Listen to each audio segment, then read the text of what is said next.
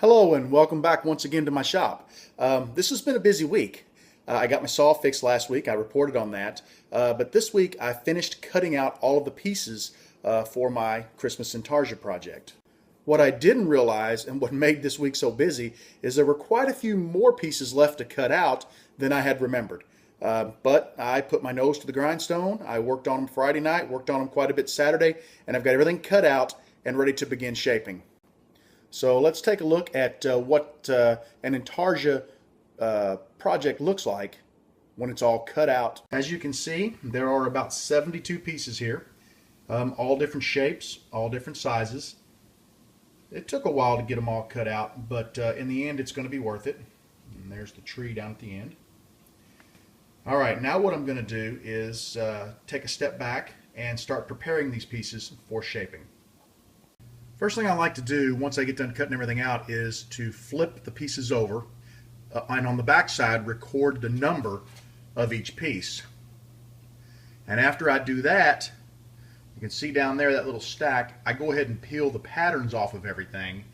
And after I take the patterns off, I put the piece of packing tape on the wood first before I attach the pattern.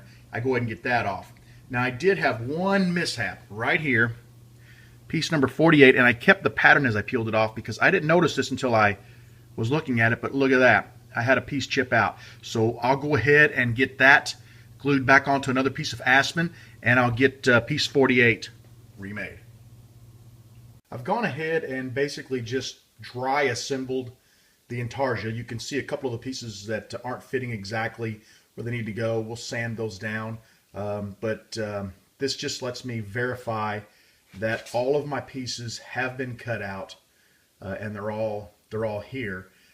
Next up, what I want to do is get that piece that was chipped taken care of, and then we'll start taking a look at the depth of some of these pieces. And you might remember this is kind of what it looks like. So all in all, I think it's looking pretty good. Like I said, got some shaping and some sanding to do, but it's coming together. What I'm going to do now is taking a look at these pieces, see how this comes apart. I'm going to mark this piece, and cut the back half of it off. And what that'll do is make it set lower than the front piece. Then as I round the front piece over on my sander to make the snow look like it's kind of billowy and kind of flowing, this piece will be behind it, so it'll kind of give it a 3D effect. I'm also going to have to do some of that with the tree. For example, see how that's sticking up? That piece actually is the same thickness as this piece, so it would normally set flat, kind of like this one.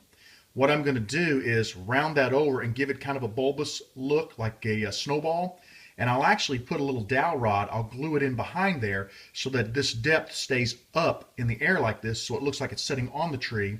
You know, like snow, if you looked at a tree, you would have the snow sort of facing you or rounded out toward you. The same goes for pieces like this.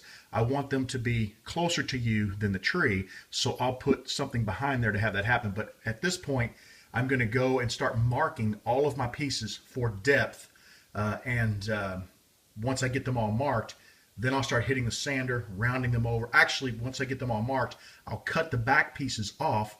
Then I'll start rounding pieces, and I'll determine which ones need to be closer to the viewer, and I'll start making small dowels to put behind them.